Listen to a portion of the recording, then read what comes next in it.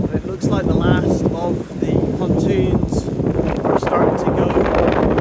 The other issue is we've got two boats on they came off their moorings last night. Two boats have just been pushed onto the rocks last night. I believe they both came off their moorings. We've got a steel trawler there, and then we have another boat. And that's a 50-foot Beneteau on the rocks there. Hopefully not too much damage. Not much can be done at this juncture due to the weather still being an ongoing issue. And this is the remnants of what is Holyhead Marina. So this was all one piece last night. It's broken away. It's a bit of a shame. I still think it's anchored to the seabed. The points of attachment have all broken away between the pontoons. So folks, I have put in 1 or 2 more days worth of work. As you can see, we now have an arch on the back.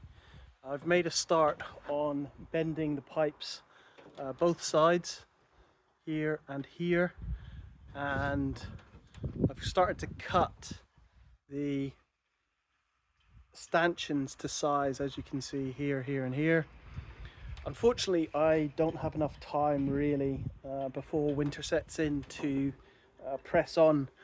If you can see below me, the place is just a bit flooded.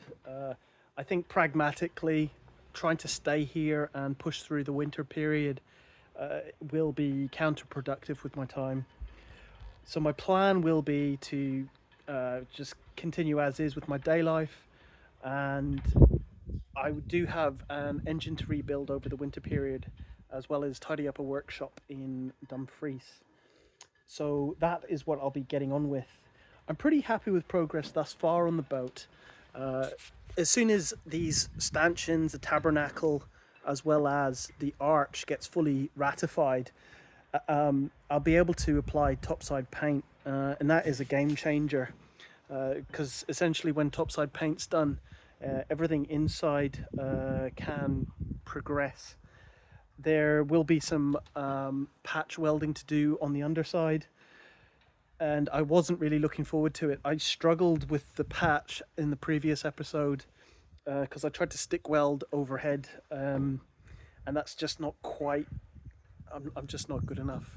Not for 3mm steel. You'll be able to up the amperages quite considerably on thicker sheet, but 3mm steel overhead is too much for me. Or certainly the amount of time it takes to put on a good weld is counterproductive.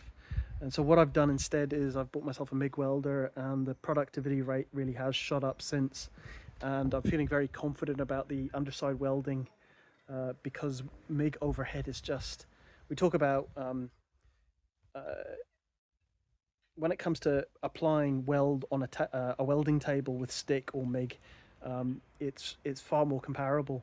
But when you start to do sort of horizontal, vertical and overhead, the MIG just becomes so much easier, so much easier. So I'm looking forward to that in the next year basically. I hope people aren't too disappointed. At the end of the day, how many days of labour have I put in now? About 67, 68. So by the time I put in, say, 90 days, we'll probably have a fully done boat, or at least I hope so. Things will dramatically change as soon as I put paint on this. My plan for the rest of this day is just to put some splodges of zinc primer, primarily on the hull. I'm not too worried about the stanchions.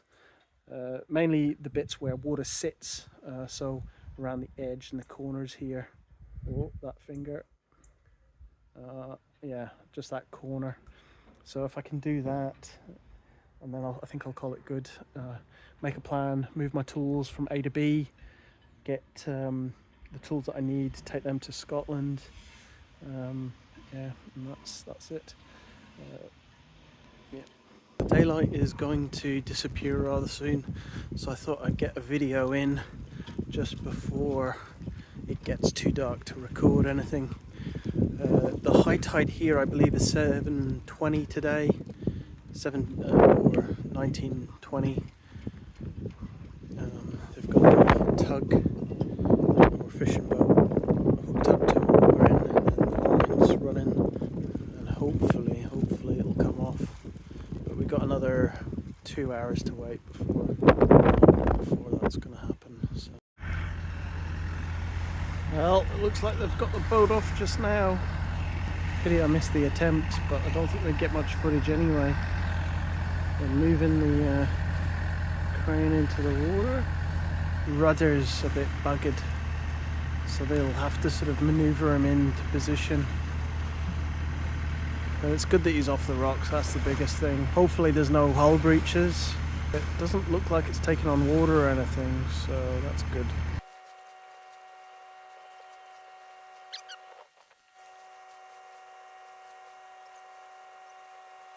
So fortunately the damage to the boat was minimal. There was a little bit of damage to the rudder as well as up the front.